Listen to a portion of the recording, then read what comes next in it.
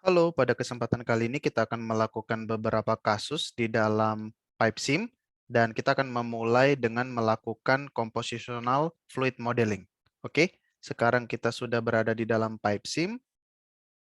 Kita sebut nama sumur kita well, dia sumur yang aktif, dia sumur production, cek valve settingnya block reverse. Oke, kemudian kita masuk ke dalam tubulars.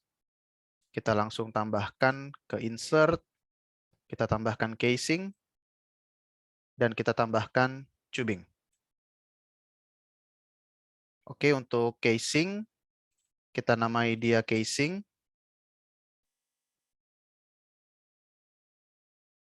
Oke, kemudian kita ubah dulu modenya dari simple menjadi detail. Jadi casing dan tubing akan terpisah sectionnya.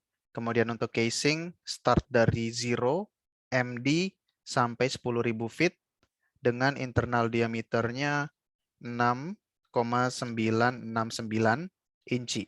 Dengan wall thickness-nya 0,328. Oke, dan roughness-nya 0,001. Oke, sekarang kita masuk ke dalam tubing. Kita namai tubing. Startingnya dari 0 sampai 8372 feet dengan internal diameter of 3,548 inci. Wall thickness-nya 0,226, 0.226, dan roughness-nya 0.001. Oke, kita bisa cek juga validation-nya. Oke, well is not solvable, no valid flow path can be found. Oke. Kita sudah selesai di bagian tubulars, sekarang kita masuk ke bagian deviation survey. Kita akan merancang 2D well, so survey type-nya kita ubah menjadi 2D, dependent parameternya angle, calculation method-nya tangential, dan depth reference-nya original RKB, RKB itu rotary Kelly bushing, wellhead depth-nya at 0, dan kita akan masukkan kedalaman atau deviasi dari sumur kita.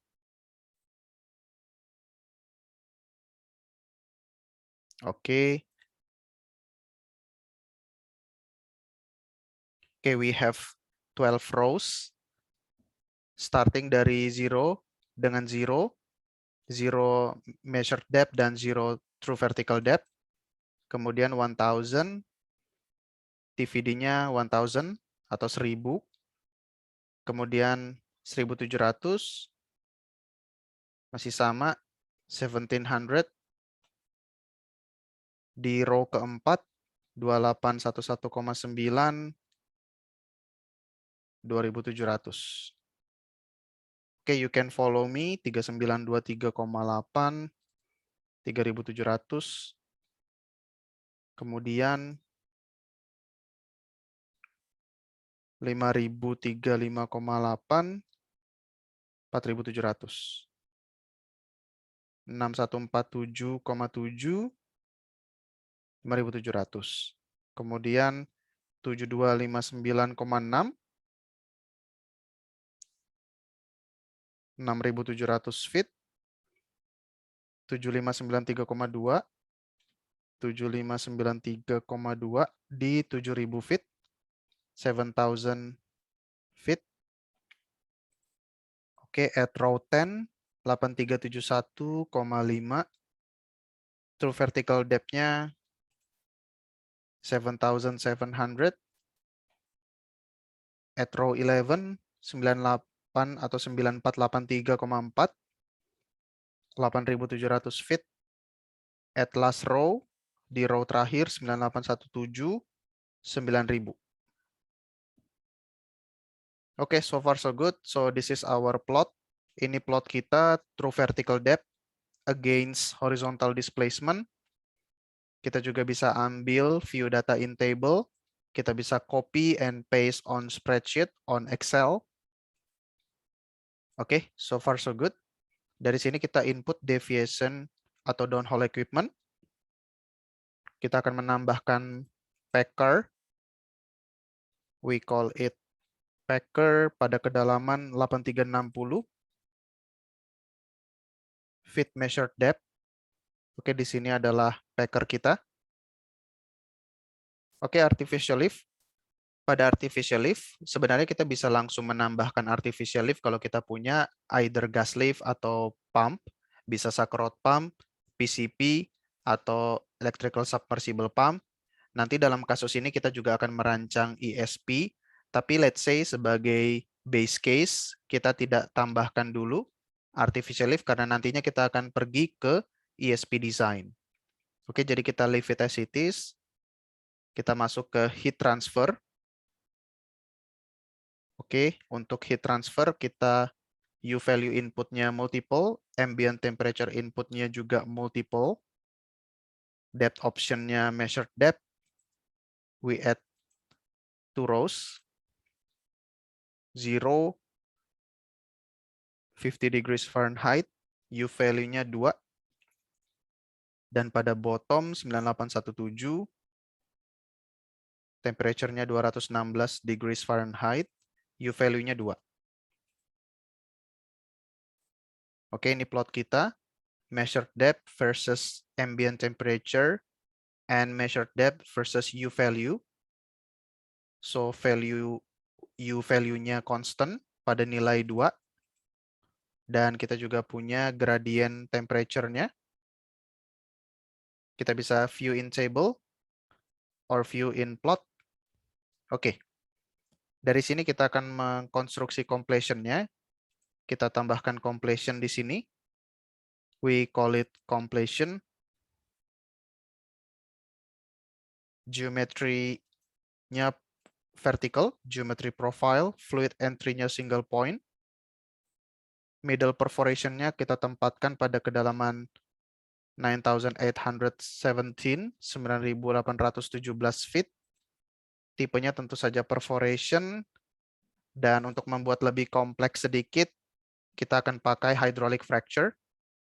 Oke, jadi ini adalah section modeling IPR, inflow performance relationship, dengan hydraulic fracture. Oke, langsung saja kita input. Reservoir pressure-nya 2168 psia, reservoir temperature-nya 216 degrees Fahrenheit, IPR basisnya liquid, dan untuk di bawah bubble point pressure, oke, kita cek ini untuk penggunaan Vogel IPR. Kemudian untuk data reservoirnya, reservoir thickness-nya 84 feet, reservoir permeability-nya 49 millidarcies, reservoir radius-nya 2145. Kita bisa dapatkan informasi ini misalnya dengan geological mapping atau dengan pressure transient analysis. Oke, kemudian untuk borehole diameter 10 inci. Oke, cukup besar. Kemudian untuk fracture half length-nya pendek aja, 38 feet. Fracture permeability-nya 219 millidarcies. Jadi ini bukan fracture yang besar seperti itu, cuman 38 feet. Half length-nya dan fracture permeability-nya juga cuman 219 millidarcies. Kemudian fracture width-nya 28 inci. Oke, ini tidak tipikal, tidak konvensional karena untuk fracture width-nya ini terlalu besar, 28 inci, tapi it's okay. For the sake of example, kita tetap buat seperti ini. Untuk menambah lagi kompleksitas, kita juga bisa menggunakan transient model. Oke, jadi akan muncul parameter time, dan juga porosity, dan juga compressibility.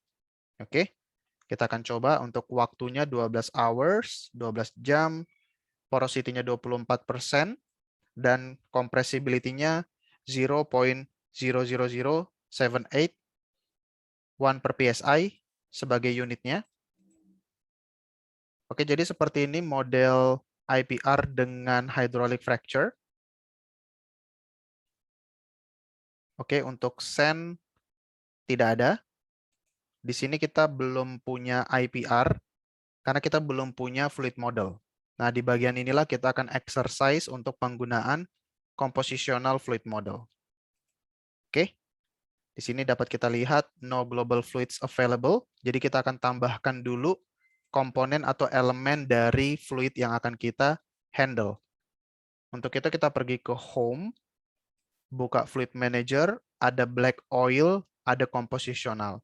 Black oil ini adalah model fluida yang sederhana. Jadi kita cuman menambahkan beberapa informasi kunci untuk fluidanya, misalnya oil gravity atau oil density dan juga gas density atau gas gravity. Tapi yang lebih detail itu kalau kita pakai model komposisional, di mana kita akan menambahkan masing-masing komponen fluida seperti methane, water, ethane, CO2, dan lain sebagainya untuk membentuk fluida kita. Oke, itu yang akan kita pakai, itu yang akan kita coba. Jadi kita pergi dulu ke komposisional.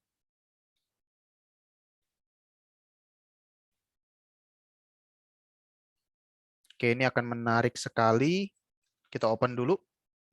Nah, di sini dapat kita lihat berbagai macam fluid komponen yang bisa kita tambah untuk membentuk mixture dari fluida reservoir kita.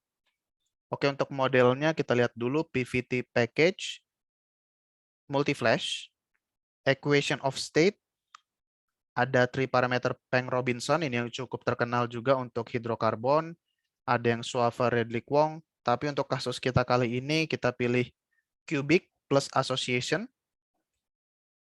Oke, dan untuk viscosity modelnya kita pilih Lawrence Bray Clark. Untuk penjelasannya kita bisa pergi ke help dari PipeSim, tapi untuk video kali ini kita akan langsung menggunakan model-model ini. Oke, untuk volume shift correlation, multi-flash, critical property correlation, by default sudah Kessler-Lee. Untuk thermal coefficient correlation, multi-flash, ini juga adalah Kessler-Lee. Oke, ini untuk eccentric correlation. Oke, untuk ini adalah Kessler-Lee. Untuk salinity modelnya, none. Oke, dan binary interaction coefficient, oil and gas 4. Oke, semuanya ini bisa kita baca di help-nya PipeSim. Nah, sekarang kita akan menambahkan fluid komponennya.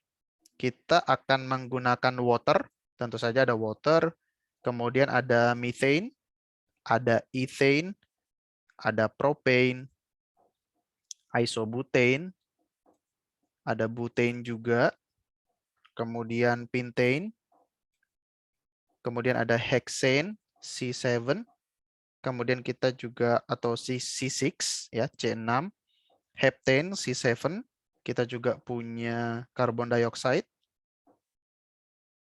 Oke. Nah, kita akan menambahkan komponen yang lebih berat nih, yang tidak kita temukan di fluid komponen ini. Untuk itu kita akan menambahkan dengan menambah atau menekan tombol ini, new. Nah, di sini kita bisa menciptakan fluida-fluida hipotetikal atau fluida-fluida yang sebelumnya tidak termasuk dalam kamusnya PipeSim. Oke, tentu saja untuk masing-masing komponen yang kita tambahkan, kita tetap harus menginput data fisik yang nantinya akan dihitungkan sifat-sifat fisiknya dengan korelasi yang ada dalam PipeSim.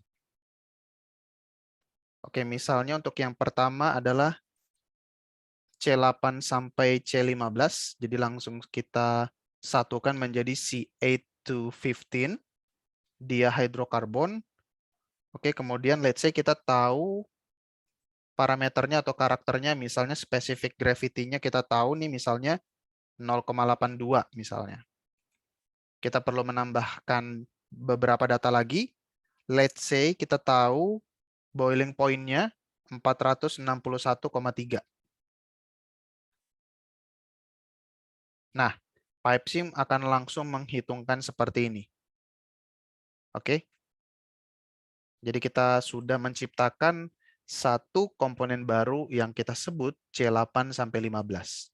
Tapi let's say kita tahu molecular weight-nya, jadi kita sudah punya perhitungan atau pengukuran di laboratorium, kita tahu berat molekulnya 144,4382 dan boiling point-nya sudah kita ukur 461,3306. Nah, seperti ini. Jadi PipeSim akan langsung menghitungkan critical temperature, critical pressure, eccentric factor, dan lain sebagainya. Oke. So far so good. Oke. Kita pergi ke bawah. Nah, sekarang kita sudah punya C8 sampai C15. Oke, kita juga bisa mengexercise komponen lain. Misalnya kita tambahkan lagi C15 sampai C20. Di sini kita langsung tambahkan data molecular weight. Let's say sudah kita ukur 234,9266. Dengan boiling point-nya 575,80. PipeSim akan langsung menghitungkannya untuk kita. Oke. Very easy.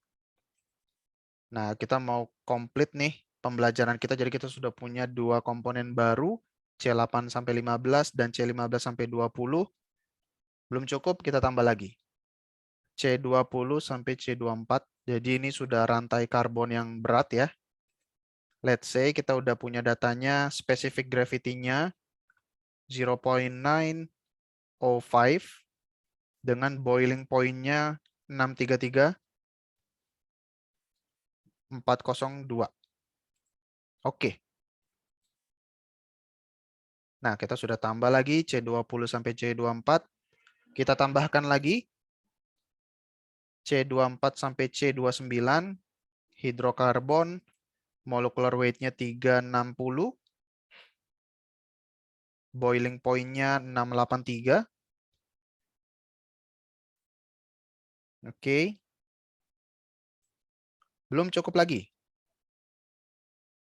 Jadi memang kita mau coba selengkap-lengkapnya. C29 sampai 35. Molecular weight-nya 433,16. Boiling point-nya 730 degrees Fahrenheit.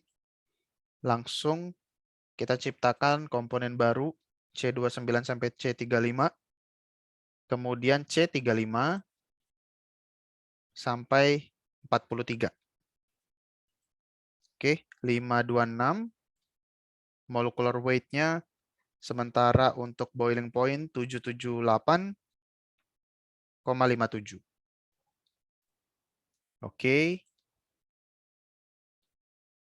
C35 sampai C43. Belum cukup lagi, kita tambahkan lagi. Oke. C43 sampai 56. Molecular weight-nya 659,5 dan boiling point-nya 833. Oke. Terakhir C56 plus. Oke, jadi C56 dan komponen karbon yang lebih berat lagi, C56 plus. Molecular weight-nya let's say 838 dengan boiling point-nya 887,6 degrees Fahrenheit. Oke, jadi kita sudah menambahkan semua komponen yang mungkin dalam fluida reservoir kita. Jadi dari sini kita bisa close. Oke, nah kita kembali ke bagian completion, reservoir, sand, dan sekarang masuk ke fluid model. Jadi sekarang kita tambahkan fluid modelnya. Oke, kita sebut medium oil. Oke, dan sekarang kita tambahkan komposisinya. Waternya 60,667.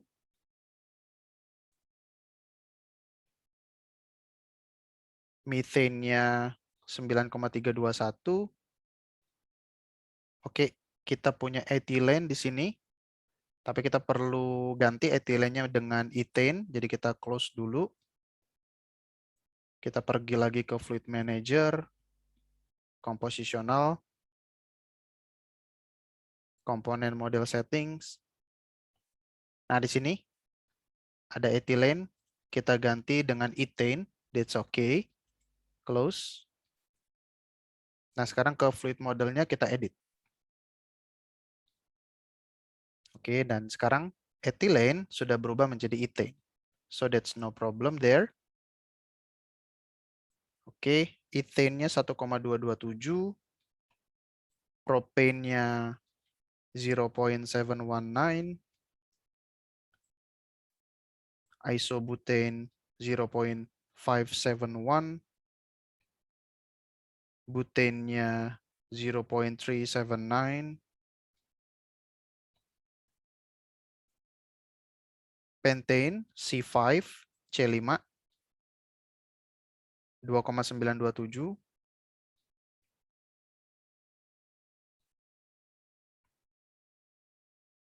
hexane C6 C6 2,599, heptane C7 2,315,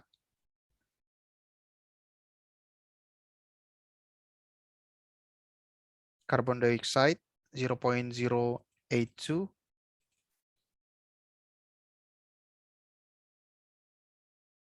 oke, ternyata kita juga punya nitrogen, jadi kita tambahkan lagi komponen nitrogen, pergi lagi ke fluid model atau fluid manager, compositional, komponen model setting, maximize, kita pilih nitrogen gas, close, edit medium oil, oke, nitrogen muncul, kita tambahkan 0.062.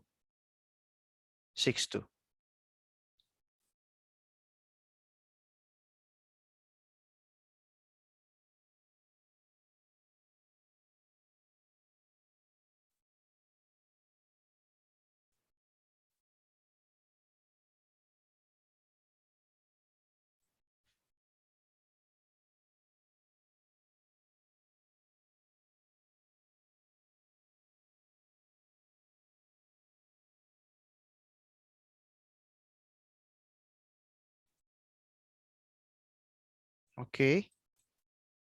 Nah, sekarang kita perlu menambahkan C815 dan seterusnya. Phase envelope being generated, please wait. Oke, jadi kita juga bisa menyiapkan data di spreadsheet, copy dan paste ke PipeSim, and itu yang saya lakukan. Jadi langsung copy and paste ke sini. Jadi kita sudah punya C815, C1520, C2024, C2429, C2935, C3543, C4356, C56 plus dengan masing-masing jumlah molnya. Dan sekarang phase envelope being generated, jadi kita perlu wait. Please wait. Oke, nah sekarang setelah kita input semua komponennya dan komposisinya, dapat kita lihat phase envelope kita sudah terbentuk. Jadi kita sudah selesai mengkonstruksi phase envelope kita. Jadi bisa kita lihat di sini dalam bentuk table. Seperti biasa bisa kita copy, bisa kita paste ke Excel. Kembali ke chart. Nah, di sini dapat kita lihat inilah phase envelope kita.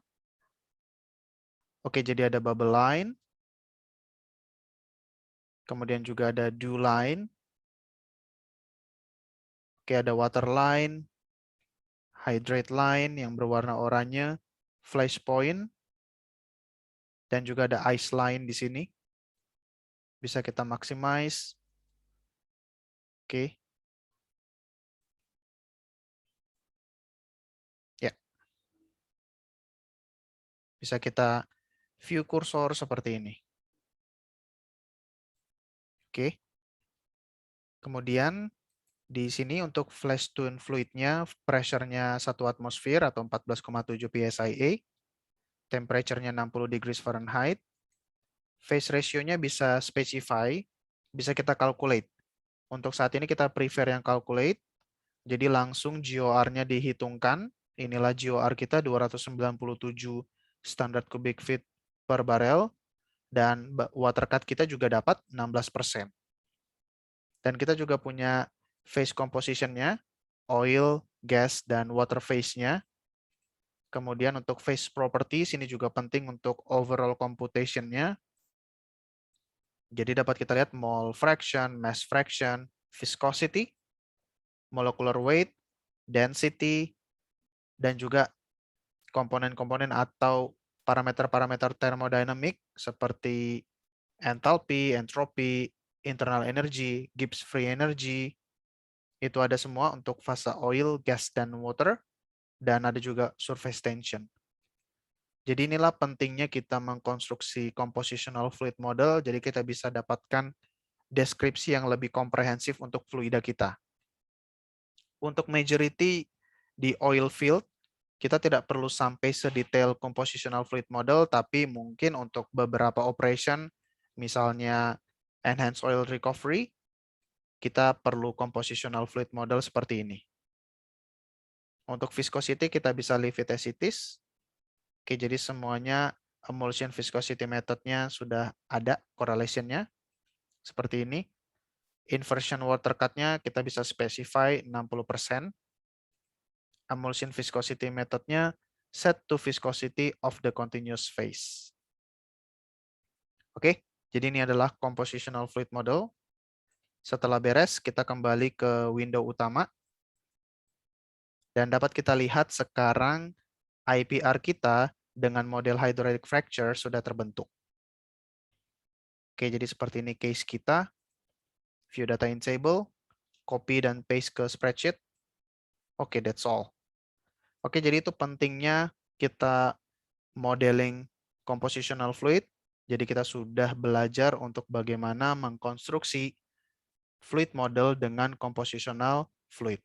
Oke. Nah, untuk case berikutnya kita akan melanjutkan dengan ESP design.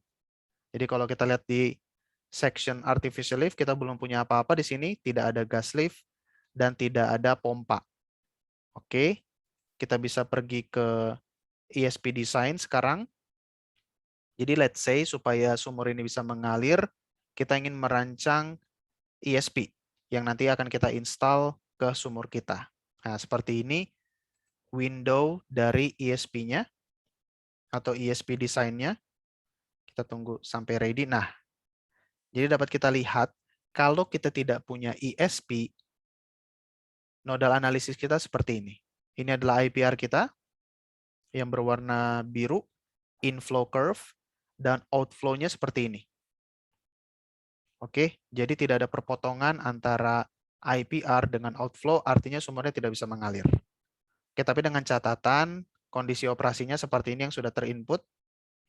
Nah, ini kita akan cek lagi untuk melihat apakah betul-betul tidak bisa mengalir si sumur tersebut. Oke, boundary condition branch end-nya ya wellhead, jadi tekanan kepala sumur itu akan menjadi branch end kita. Outlet pressure-nya, let's say untuk kasus ini memang kita set tekanan kepala sumur 360 psia. Reservoir pressure-nya sudah kita input 2168 psia. Reservoir temperature-nya 216 degrees Fahrenheit. GOR dan water cut langsung terinput dari karakter fluida kita tadi. Oke, nah dengan data-data ini, outflow-nya dikonstruksi, tidak ada perpotongan antara IPR dengan outflow. Jadi memang sumur ini tanpa artificial lift, tanpa ESP, tidak akan mampu mengalir. That's why kita perlu desain ESP untuk sumur ini. Oke, let's say kita ingin memproduksikan dengan target laju alir adalah 4.950 stock tank barrel per day. Itu adalah target kita. Dan kita ingin mencari pompa ESP mana yang cocok supaya kita mampu produksi dengan laju alir ini. Oke, design option karena tadi kita belum punya ESP, makanya namanya adalah add a new ESP. Kalau model kita sudah ada ESP-nya, nanti dia akan berubah menjadi replace ESP. Jadi ESP yang sudah ada di model akan di-replace dengan desain ESP yang baru. Sekarang kita belum punya ESP, jadi namanya add a new ESP. Oke, dan kita akan menempatkan pompa kita di mana. Di sini sudah di-input 8.372 feet. Itu lokasi pompa kita, setting depth pump kita. Desain frekuensi base case biasanya 60 Hz, tapi bisa kita optimize later ke 70 Hz, 70 Hz. Oke. Gas separator kita tambahkan untuk base operation ya, supaya tidak ada gangguan dari gas yang masuk ke dalam pompa menyebabkan kavitasi, gas interference, gas lock, dan lain sebagainya tidak kita inginkan. Jadi kita tambahkan gas separator. Bisa kita cek, bisa kita uncheck. Separator efisiensi, let's say nggak bagus-bagus banget, 75%. Ya, jadi efisiensi atau efektivitas pemisahan gasnya dari liquid 75%. Oke. Nah, kita tidak bisa langsung meminta PipeSim memilihkan pompa untuk kita. Dari aspek desain ini tetap harus ada judgement dari engineer, jadi itu kita harus pilih sendiri. Ya, PipeSim akan merekomendasikan beberapa pompa, tapi at the end of the day kita yang harus milih. Jadi bukan kita tekan tombol, si PipeSim langsung memilihkan untuk kita, tidak. Oke, tapi nggak apa-apa, kita buka aja ini, pemilihan pompa. Nah, di sini, oke. Casing ID udah langsung terinput. Oke. Equipment clearance 0,5 inci.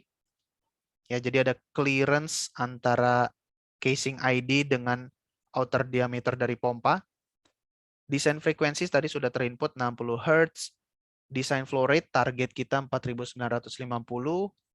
Jadi untuk intake liquid rate-nya segini, intake total rate-nya ini calculated ya, nilainya segini. Nah, kita cek di sini show recommended pump. Kalau kita uncheck, nah ini kita bebas mencari pompa-pompa yang terserah kita gitu. Tapi tentu saja kita ingin dimudahkan dengan PipeSim. Jadi betternya kita tetap cek show recommended pumps. Nah, PipeSim akan memilihkan searching dari semua katalognya mana yang mampu mendeliver rate sesuai ekspektasi kita, which is 4950. Nah, let's say kita lihat nih, di gudang, di storage kita, di lapangan kita, mana jenis-jenis pompa yang sudah kita punya. Jadi kita cek semua di gudang penyimpanan kita, di storage kita. Let's say kita punya ini. Oke.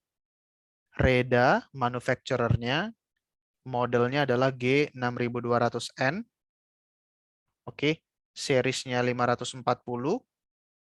Dan ini memberikan kita minimum flow rate-nya 4.500 barrel per day. Oke, dan maksimumnya 8.000, jadi target 4.950 masih masuk dalam range flow rate dia dengan efisiensi 70,8. Oke, let's say ini yang kita punya dan ini akan kita pakai. Kita klik OK. Nah, dia langsung akan terisi di sini. Pumpnya Reda G6200N. Ya, kita cek stage by stage calculation. Head derating factor-nya kita isi 1, rate derating factor-nya 1, power derating factor-nya 1. Oke, kita juga cek untuk viscosity correction. Oke, dari sini kita klik run untuk PipeSim melakukan design calculation-nya.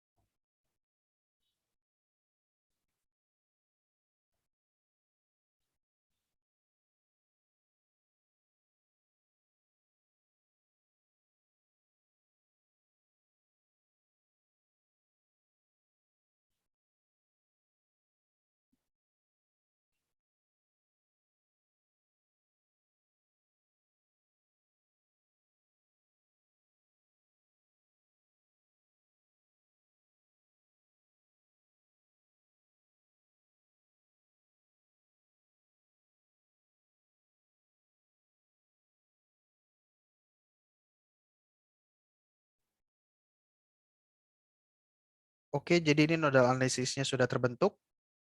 Sebenarnya masih calculating, tapi tidak apa-apa karena sudah hampir konvergen dan tabelnya juga sudah tercipta.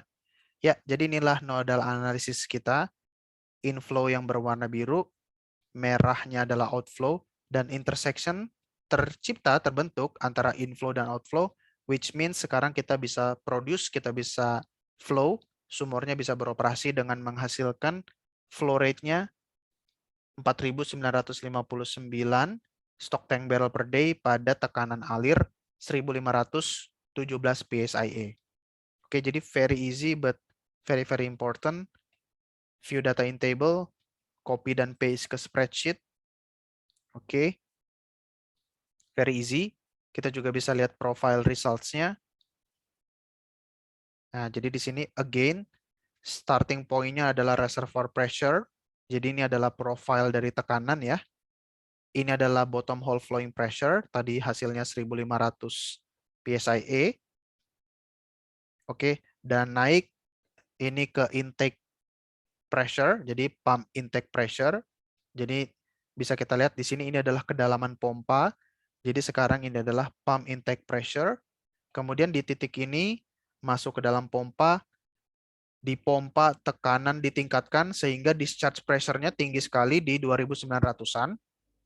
Kemudian dari pump discharge naik terus masuk ke tubing, terjadi pressure drop sampai ke wellhead. Kita punya wellhead pressure 360 psia. Kita juga bisa plot parameter lain, tapi memang yang paling kita butuhkan adalah profil dari tekanan. Kita juga bisa plot atau mengetahui auxiliary results, profile results. Yang paling penting adalah nodal analysis. Oke, kita bisa production, kita bisa lihat view operating envelope seperti ini. Jadi ada drawdown limitnya dengan asumsi 80% dari AOFP. Jadi kalau AOFP di sini, maximum flow rate 80%-nya adalah ini. Bisa kita ubah-ubah menjadi 90 misalnya. Jadi seperti ini. Atau 80 sebagai drawdown limit. Angka tipikal 80% atau 70%. Oke. Dan ada reservoir pressure di sini. Dan ada juga OFP di sini, maximum flow rate. Dan yang berwarna hijau adalah inversion point untuk stable tubing production. Jadi di sini minimal ini bisa dilampaui untuk mendapatkan stable tubing production. Itu adalah inversion point-nya. Oke, jadi sangat-sangat penting. Nodal analysis sudah beres. Terakhir kita ingin melakukan sensitivity analysis untuk mengetahui parameter apa yang sangat penting mempengaruhi operation dari sumur kita. Pertama yang kita tertarik adalah operating frequency. Jadi outflow sensitivity, kita pergi ke pompanya, parameternya kita pilih operating frequency. Kita mulai dari 0 dengan asumsi pompa tidak bekerja, jadi pompanya mati 0 Hz. Kemudian base case 60 Hz. Dan kalau kita optimasi, kita tingkatkan operating frequency sampai 70 Hz. Kita lihat seperti apa perilaku produksinya, kita run.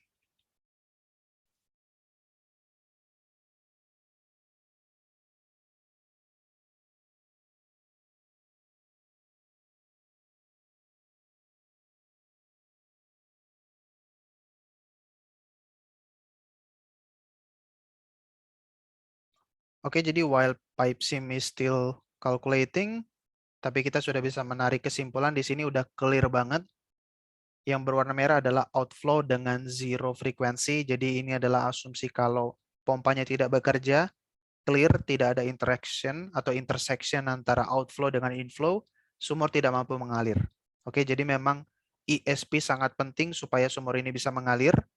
Dan outflow berwarna hijau adalah untuk kasus frekuensi 60 Hz. Tadi sudah kita dapat 4.959 stock tank barrel per day. Dan it's very clear, dengan kita naikkan frekuensinya menjadi 70 Hz, kita dapatkan flow rate yang lebih bagus, lebih tinggi, 6.766 stock tank barrel per day. So it's very clear, itu adalah inti dari optimasi kita. Kita meningkatkan operating frequency dari 60 ke 70 Hz. Oke, jadi kita tidak perlu melakukan rig job, kita ubah lagi ESP-nya, let's say kita lakukan penambahan stages gitu. Itu juga salah satu teknik optimasi yang bisa kita lakukan. Kita tambahkan stage-nya untuk meningkatkan flow rate, tapi itu akan costly karena kita harus cabut pompanya. Jadi yang jauh lebih simpel adalah dengan kita mainkan saja operating frequency seperti dalam kasus ini 60 Hz ke 70 Hz. Oke, jadi sudah sangat menarik. Again, kita juga bisa lihat profile results-nya seperti ini. Dan terakhir, let's say kita ingin mengetahui apa efek dari GOR terhadap pompa kita. Oke, Tentu saja kita tidak ingin ada banyak gas di dalam pompa, karena itu akan menyebabkan gas interference, gas lock, dan juga ada kavitasi. Jadi kita nggak mau GOR-nya terlalu tinggi sebenarnya, atau gas itu terlalu banyak masuk ke dalam pompa. That's why kita sudah pasang gas separator. Tapi kalau gasnya terlalu banyak, tetap saja tidak akan sepenuhnya gas terpisahkan dan ujung-ujungnya nanti akan masuk juga ke dalam pompa kita. Jadi kita ingin melihat efek dari gas atau GOR terhadap operation kita. Kita cek dulu berapa GOR kita. Kita klik ini override phase ratio. Nah, di sini akan muncul GLR kita, gas liquid ratio. Misalnya GOR kita lihat 297. Oke, jadi kita akan variasikan nilai GOR untuk melihat efeknya terhadap operation kita. Kita uncheck override phase ratio. Jadi tidak ada overriding, tidak ada penggantian data. Kita cuma ingin mengecek berapa GOR-nya. 297. Nah, sekarang kita pergi ke completion. Kita lihat datanya. Oke, jadi di sini tidak ada. Mengapa? Karena kita tadi masih pakai compositional fluid model, di mana compositional fluid model itu tidak ada data GOR-nya. GOR-nya itu tercalculated. Jadi kalau kita close dulu, di sini fluid model, yes. Nah, GOR-nya di sini calculated. Kalau kita ingin melakukan sensitivity analysis untuk GOR, harus kita ubah dulu. Jadi kita pergi ke nodal analysis. Oke, misalnya kita coba GOR-nya 297, bisa kita langsung ubah di sini, atau kita ubah fluid modelnya. Jadi itu memang sesuatu yang harus kita ambil, risiko yang kita harus ambil kalau kita menggunakan compositional fluid model, kita tidak leluasa bermain dengan GOR. Oke, tapi kita coba satu trik lagi. Kita pergi ke fluidanya. Oke. Kita tunggu phase envelope being generated. So instead of calculate, kita pilih specify. Oke. Let's say GOR-nya sudah kita specify jadi 297. Oke, water cut-nya kita ikut saja 16%. Nah, dari sini PipeSim akan melakukan kalkulasi dengan data yang sudah kita ubah sedikit tadi. Hasilnya menjadi seperti ini. Tidak akan berpengaruh signifikan. Kita close ke nodal analysis. Dan sekarang kita lihat pengaruhnya. Oke, masih tidak muncul juga GOR-nya. Berarti memang kita harus mengubah fluid modelnya. Oke, that's okay. Kita save dulu. Sekarang kita pergi ke Fluid Manager. Kita pindah ke Black Oil. Oke. Nah, setelah kita pindah ke Black Oil, sekarang udah jelas GOR-nya kita punya. Water cut-nya 16%. Jadi kurang lebih sama dengan apa yang sudah kita ciptakan tadi dari compositional fluid model. Jadi tidak akan mempengaruhi banget hasil dari nodal analisis kita. Tapi kita sekarang sudah bisa melakukan sensitivity analysis. Kita pergi ke nodal analisis. Jadi remember, kita sudah kembali ke black oil. That's why akan muncul parameter seperti ini. Jadi memang itu tujuan kita mendemonstrasikan. Tadi kalau kita punya compositional fluid model, yes, kita punya comprehensive description about the fluid, tapi ada kelemahan, kita tidak bisa bermain-main dengan sensitivity-nya. Tapi kalau kita ubah menjadi black model, sekarang akan muncul banyak parameter seperti ini. Salah satunya adalah GOR yang bisa kita variasikan, dan memang itu yang sangat ingin kita lakukan sekarang. Oke? Nah, di sini akan ada message, kalau kita ubah-ubah GOR, itu tidak hanya mengubah inflow, tapi akan mengubah outflow juga. That's why outflow-nya akan pasif seperti ini. Jadi satu data GOR saja sudah diinput, akan diinput, dan itu akan mempengaruhi inflow dan outflow. Tadi kasus kita, base case kita adalah 297 standard cubic feet per stock tank barrel. Let's say kita tingkatkan GOR-nya menjadi 400, 500, 700, dan bahkan 1000. Jadi gassy banget, banyak gasnya dalam operation kita. Kita lihat efeknya terhadap pompa kita, terhadap operation kita. Run.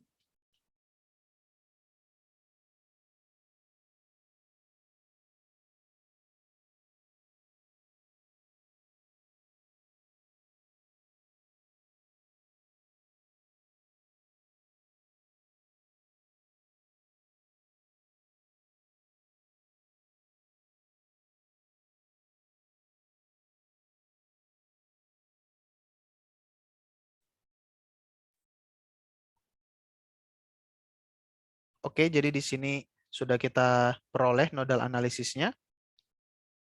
Kita maximize. Oke. Atau yang paling mudah kalau kita lihat tabelnya.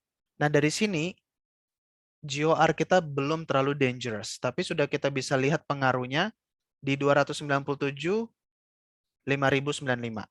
Kita naikkan GOR-nya, flow rate meningkat. Jadi so far GOR masih berdampak positif ketika masih di level 400. Naik ke 500, flow rate masih naik. Tapi kenaikannya tidak begitu signifikan dari 5329 ke 5355. Kita naikkan lagi GOR-nya jadi 700, flow rate masih meningkat, masih bagus 5421. Tapi ketika GOR-nya 1000, flow rate turun dari 5400 jadi 5300. Jadi di sini GOR sudah mulai mengganggu operation, mulai menurunkan laju alir. Jadi kita akan tambahkan lagi variasinya. Jadi 400 dan 500 masih safe, 700 masih safe. Sekarang kita bermain di angka ribuan. 1000, 2500, 5000. Jadi semakin banyak gasnya, kita lihat apa hasilnya.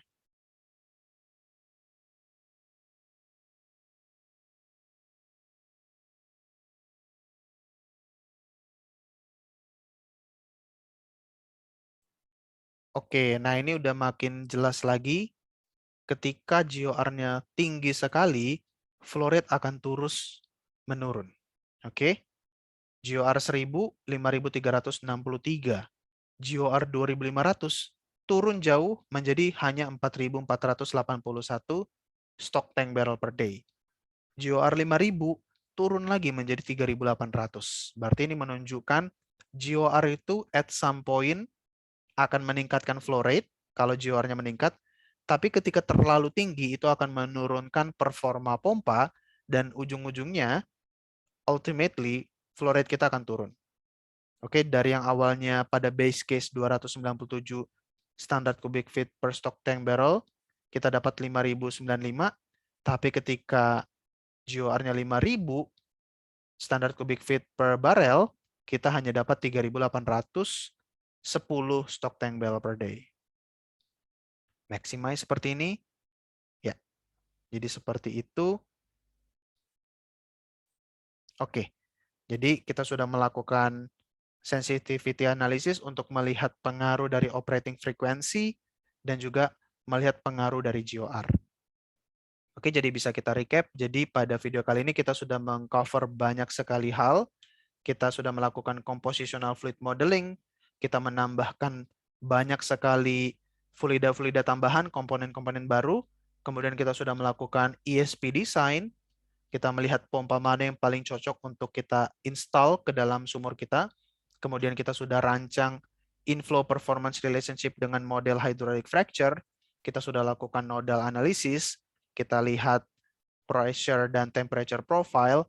Dan kita juga terakhir lakukan sensitivity analysis untuk optimisasi operating frequency, melihat bagaimana pengaruh kalau ESP-nya mati, kalau operating frequency kita optimize sampai 70 Hz, dan kita juga melihat dampak positif dan dampak negatif dari gas oil ratio. Oke, that's all. Semoga bermanfaat. Thank you.